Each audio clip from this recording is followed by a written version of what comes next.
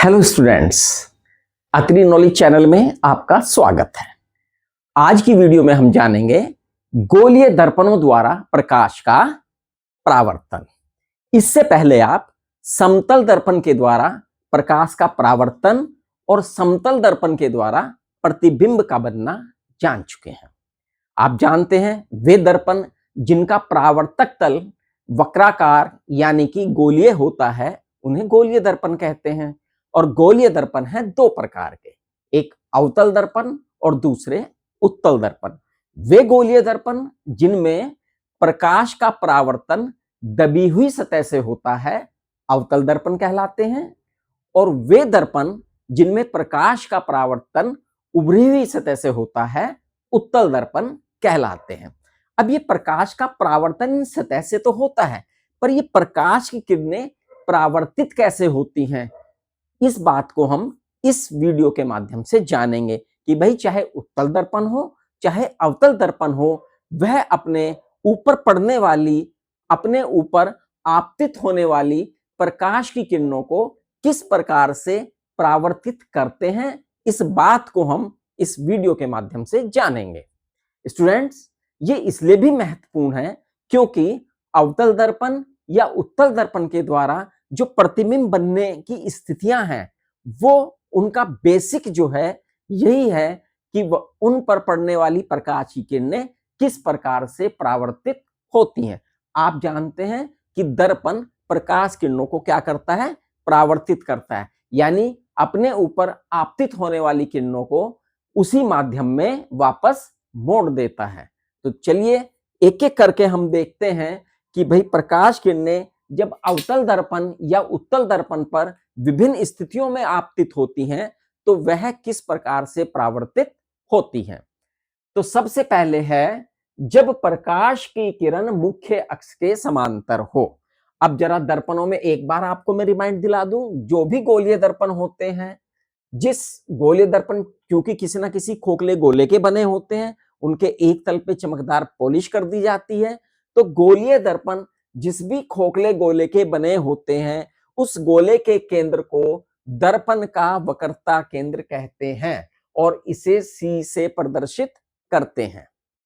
गोलीय दर्पण का जो परावर्तक तल होता है उसका जो मध्य बिंदु है, उसका जो मध्य है, उसे दर्पण का ध्रुव कहते हैं और उसे P से प्रदर्शित करते हैं। C यानी वक्रता केंद्र और P यानी कि ध्रुव से होकर जाने वाली जो रेखा है उसे हम मुख्य अक्ष कहते हैं। इसके अलावा हमने ये भी जाना था कि जो वक्रता केंद्र है और जो ध्रुव है उसका बिल्कुल मध्य जो है फोकस होता है, यानी वक्रता त्रिज्या का आधा फोकस होता है। ये बात हम आपको पहले बता चुके हैं, यहां पर थोड़ा कंसर्न था इसलिए आपको हमने ये बात बताई है। तो ये है मुख्य अक्ष, और इसने कहा है जब कोई प्रकाश की किरण मुख्य अक्ष के समांतर होती है तो वह दर्पण से परावर्तन के पश्चात, यानी ये अवतल दर्पण है और ये उत्तल दर्पण है, आप देख रहे हैं, क्योंकि इसमें प्रकाश का परावर्तन दबी हुई सतह से होना है और इसमें प्रकाश का परावर्तन उभरी हुई सतह से होना है। स्टूडेंट्स, हमें देखना यह है अगर कोई किरण मुख्य अक्ष के समांतर है वह किस प्रकार से, तो अवतल दर्पण के द्वारा परावर्तित हो रही है और किस प्रकार से उत्तल दर्पण के द्वारा परावर्तित हो रही है। एक बात हमेशा ध्यान रखिए, हम लाइट के केस में, प्रकाश के जो केस हैं उनमें जो प्रकाश की किरण है उसे हम हमेशा लेफ्ट साइड से डालेंगे, है ना, इस साइड से प्रकाश की किरणें हमेशा आएंगी। तो ये है मुख्य अक्ष और इस मुख्य अक्ष के समांतर, समांतर का मतलब ऐसी रेखा जो सदैव समान दूरी पर रहे। तो ये एक किरण मैंने दिखाई है जो क्या है, मुख्य अक्ष के समांतर है। चूंकि ये प्रकाश की किरण है इसलिए इसे हम इस प्रकार से दिखा सकते हैं। ये किरण A थी और ये प्रकाश के, ये दर्पण पर आपतित हुई इस बिंदु पर, मान लिया ये बिंदु हो सकता, ये तो P है, ये बिंदु O मान लीजिए, इस बिंदु पर आपतित हुई है, ठीक है। अब ये यहां से ये दर्पण क्या करेगा, इसे परावर्तित करेगा। तो कहां से परावर्तित करेगा, जरा इस बात को समझना। यदि कोई किरण मुख्य अक्ष के समांतर हो तो वह दर्पण से परावर्तन के पश्चात फोकस से होकर जाती है, यानी ये किरण इसके फोकस से होकर निकलेगी, यहां से होकर निकलेगी। इसका सीधा सा रास्ता ये है। कोई भी किरण हो, यदि वो मुख्य अक्ष के समांतर है तो वह परावर्तन के पश्चात दर्पण के फोकस से होकर जाएगी। चाहे मैं किरण इधर से डाल लूं, ये मान ले ये किरण डाली, ये भी मुख्य अक्ष के समांतर है, ये मैं ए थी यहां पे, इसे कर दिया मैंने बी। अब ये कहां से जाएगी? अगर इसे डलेगी तो आप कहेंगे जी फोकस से होकर जाएगी। ये हमेशा किससे जाएगी? फोकस से होकर जाएगी। यानी यदि कोई किरण मुख्य अक्ष के समांतर होती है तो वह दर्पण से परावर्तन के पश्चात हमेशा फोकस से होकर जाती है। ये बात आपको हमेशा ध्यान में रखनी है। ये तो था अवतल दर्पण। तो सर कहेंगे उत्तल दर्पण में क्या होगा? अब ये उत्तल दर्पण है और ये है मुख्य अक्ष के समांतर प्रकाश। ये मुख्य अक्ष जा रहा है पूरा का पूरा, और ये एक किरण हमने बनाई है जो है मुख्य अक्ष के समांतर। ये किरण ए है और मान लिया इसके ओ बिंदु पर आपतित हुई है। ठीक। अब चूंकि दर्पण है, ये दर्पण किरण को परावर्तित करेगा, और ये इस प्रकार से परावर्तित करेगा स्टूडेंट, क्योंकि दर्पण पीछे, किरण पीछे नहीं आएगी, परावर्तित तो ये यहीं से यही करेगा, लेकिन इस प्रकार से परावर्तित करेगा जैसे लगेगा कि ये दर्पण के फोकस से होकर जाती हुई प्रतीत हो रही है। इस प्रकार से परावर्तित कर देगा। ये मुख्य अक्ष के समांतर थी, ये यहां टकराई और यहां से ये इस तरह से जाएगी कि ऐसा लगेगा कि वो किरण कहां से होकर जा रही है? फोकस। ऐसा नहीं लगेगा कि एफ या सी से जा रही है या सी से होकर जा रही है, नो, फोकस से होकर जा रही है। तो आपने देखा, यदि कोई किरण मुख्य अक्ष के समांतर है, या तो वो दर्पण के फोकस से होकर जाएगी जैसा कि अवतल दर्पण में होता है, या फोकस से जाती हुई प्रतीत होगी जैसा कि उत्तल दर्पण में होता है। Is that clear? तो पहली स्थिति आपको समझ में आ गई होगी कि वे सभी प्रकाश की किरणें जो दर्पण के मुख्य अक्ष के समांतर होती हैं, जब दर्पण से परावर्तित होती हैं, या तो वो फोकस से होकर जाती हैं या फोकस से होकर जाती हुई प्रतीत होती हैं। ये हमारा पहला पॉइंट था। अब हम देखेंगे दूसरे पॉइंट्स को। दूसरा पॉइंट है, जब प्रकाश की किरण फोकस से होकर जाए, पहले तो मुख्य अक्ष से समांतर थी, अब कहां से होकर जा रही है? फोकस से होकर जाए। तो हमने बताया था, ये एक आप देख रहे हैं अवतल दर्पण है, ये इसका वक्रता केंद्र है, और ये इसका पी ध्रुव है, सी और पी का बिल्कुल मध्य फोकस है। अब प्रकाश की किरण कहां से होकर जा रही है? फोकस से होकर जा रही है भाई। अब मान लिया ये प्रकाश की किरण दर्पण के फोकस से होकर गई, ये गई, ये किरण ए और ये ओ बिंदु पर आपतित। अब इसका परावर्तन का मार्ग क्या होगा? अब ये कहां से परावर्तित होगी, जरा इस बात को समझना है। यदि कोई किरण दर्पण के फोकस से होकर जा रही है, फोकस से होकर गई, दर्पण पे पड़ी, अब दर्पण तो इसे परावर्तित कर देगा। तो कैसे परावर्तित करता है? दर्पण के फोकस से होकर जाने वाली प्रकाश किरण दर्पण से परावर्तन के पश्चात मुख्य अक्ष के समांतर हो जाती है। तो ये प्रकाश की किरण जो फोकस से होकर गई थी, जब दर्पण पे आपतित हुई और वहां से परावर्तित हुई, तो वो मुख्य अक्ष के समांतर हो गई। Is that clear?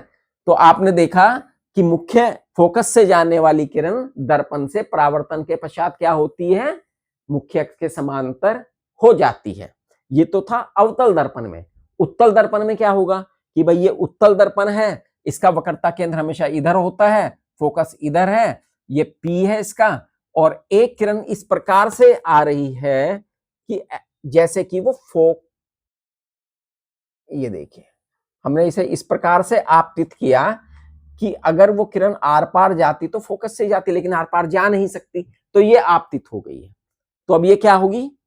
यहां पर भी यही होगा। यदि कोई किरण मुख्य अक्ष से आपतित होती है, मुख्य अक्ष से होकर जाती है, तो वो परावर्तन के पश्चात मुख्य अक्ष के समांतर हो जाती है। परावर्तन के पश्चात मुख्य अक्ष के समांतर हो जाती है। दोनों स्थिति को एक बार फिर देखिए। ये एफ से होकर गई किरण, और जब दर्पण से टकराई और परावर्तित हुई तो वो मुख्य अक्ष के समांतर हो गई। यहां पर भी देखिए, ये फोकस से होकर जा रही है किरण, जब दर्पण से टकराई तो वो मुख्य अक्ष के समांतर हो गई। अब इन दोनों स्थितियों को, जो पहली स्थिति देखी और हमने जो दूसरी स्थिति देखी, इन्हें तुलनात्मक रूप से देखते हैं। जब मुख्य अक्ष के समांतर थी तो कहां से होकर गई? फोकस से। और जब फोकस से होकर गई तो कहां से गई? मुख्य अक्ष के समांतर। ऐसा देख रहे हैं आप कि ये दोनों स्थितियां एक दूसरे के क्या होती है? विपरीत होती है। यदि प्रकाश की किरण मुख्य अक्ष के समांतर है तो वो फोकस से होकर जा रही है, और अगर फोकस से होकर जाती है तो वह मुख्य अक्ष के समांतर हो जाती है। ऐसे ही अगर हम उत्तल दर्पण में देखें, ये प्रकाश की किरण मुख्य अक्ष के समांतर थी तो ये ऐसा प्रतीत हो रही है जैसे फोकस से होकर जा रही है, और यदि फोकस से होकर जाती प्रतीत हो रही है तो ये मुख्य अक्ष के समांतर हो जाती है। तो ये दो स्थितियां आपको भली भांति समझ आई हैं। अब हम बढ़ेंगे तीसरी स्थिति की तरफ, जब प्रकाश की किरण वक्रता केंद्र से होकर जाए। तो वक्रता केंद्र हमने बताया था, वक्रता केंद्र वह बिंदु होता है जिस खोखले गोले के गोलीय दर्पण बने होते हैं, उस गोले के केंद्र को ही दर्पण का वक्रता केंद्र कहते हैं। और फोकस और वक्रता केंद्र आप देखें दोनों दर्पण से बाहर है। अब एक ऐसी प्रकाश की किरण है जो कहां से होकर जा रही है? वक्रता केंद्र से होकर जा रही है। ये देखिए, ये हुआ वक्रता केंद्र, और ये वक्रता केंद्र से गई दर्पण पे चली गई। ये किरण है ए ओ, यहां पर आपतित हुई। अब ये किस रास्ते से परावर्तित होगा जरा ये देखना स्टूडेंट्स।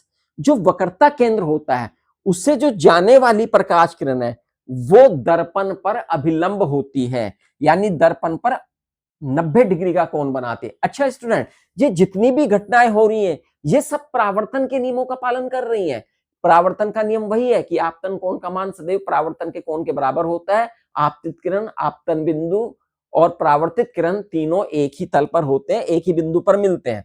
तो ये यहां पर 90 डिग्री के कोण पर होती है, यानी 90 डिग्री का एंगल। यदि आपने देखा कि समतल दर्पण में हमने आपको स्थिति बताई थी, यदि कोई प्रकाश की किरण है और वो दर्पण पर 90 डिग्री पर आपतित हो रही है, यानी उसका आपतन कोण कितना हुआ? 0 डिग्री। तो परावर्तन कोण भी कितना हुआ था? 0 डिग्री। और हमने यहां पर भी यही कहा है कि ये अभिलंबवत आपतित हो रही है, तो आपतन कोण 0 है तो परावर्तन कोण भी कितना होगा? 0। यानी वक्रता केंद्र से होकर जाने वाली प्रकाश की किरण वक्रता केंद्र से ही वापस हो जाती है।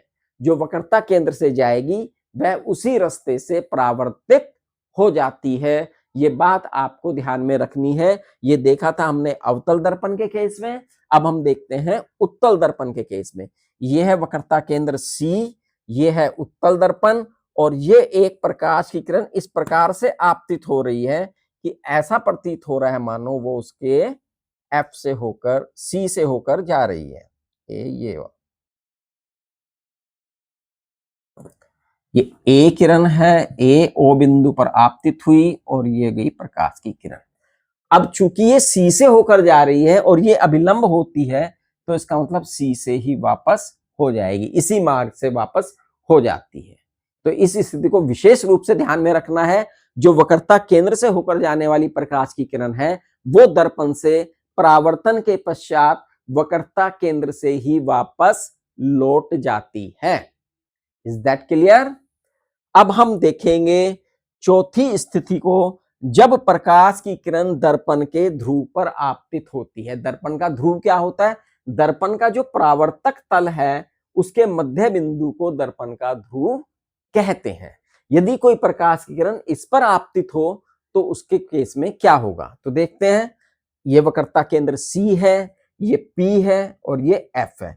तो एक किरण आई है प्रकाश की किरण और वो आपतित हो गई कहां? दर्पण के ध्रुव पर। और जब ये दर्पण के ध्रुव पर आपतित हुई है, ये किरण ए है। तो बच्चों मैंने बताया था ये सारे के सारे जो घटनाएं हो रही है ये प्रकाश के परावर्तन के नियम पर ही हो रही है। तो यहां पर तो हमें साफ दिख गया कि ये कोण आई बन गया भाई। ये कोण क्या बन गया? आई। और जितना कोण आई होता है उतना ही कोण क्या होगा? आर। तो ये इतना ही कोण बनाते हुए परावर्तित हो जाएगी। जितना कोण यहां पर है उतना ही कोण बनाते हुए ये परावर्तित हो जाएगी। ये आर है, ये हो गया बी। Is that clear? यदि कोई किरण प्रकाश के ध्रुव पर आपतित होती है तो जितना आपतन कोण है उतना ही परावर्तन कोण बनाते हुए वो परावर्तित हो जाएगी। और अब हम देखें उत्तल दर्पण में। उत्तल दर्पण में ये दर्पण का ध्रुव यहां है, वक्रता केंद्र इधर है, एफ इधर है, और एक किरण आई है ये जो दर्पण के ध्रुव पर आपतित हुई है। ये किरण ए और ये पी तो ये यहां है, तो इसलिए ओ अलग से नाम नहीं दे रहे, और ये एंगल बन गया आई। तो जितना आई है उतना ही आर बनाते हुए क्या हो जाएगी, ये परावर्तित हो जाएगी। तो यानी कि ये किरण का रास्ता हुआ आर, ये, और ये किरण हो गई बी। तो ये चारों स्थितियां आपने देख ली, चाहे वो अवतल दर्पण हो चाहे वह उत्तल दर्पण हो, प्रकाश किरणों को किस प्रकार से परावर्तित करता है। यदि कोई किरण मुख्य अक्ष के समांतर है तो वह फोकस से होकर जाएगी या जाती प्रतीत होगी। यदि कोई किरण फोकस से होकर जा रही है तो वह मुख्य अक्ष के समांतर हो जाती है। यदि कोई किरण वक्रता केंद्र से होकर जाती है तो वह वक्रता केंद्र से ही वापस हो जाती है। यदि कोई किरण दर्पण के ध्रुव पर आपतित होती है तो जितना आपतन कोण है उतना ही परावर्तन कोण बनाते हुए वह परावर्तित हो जाती है।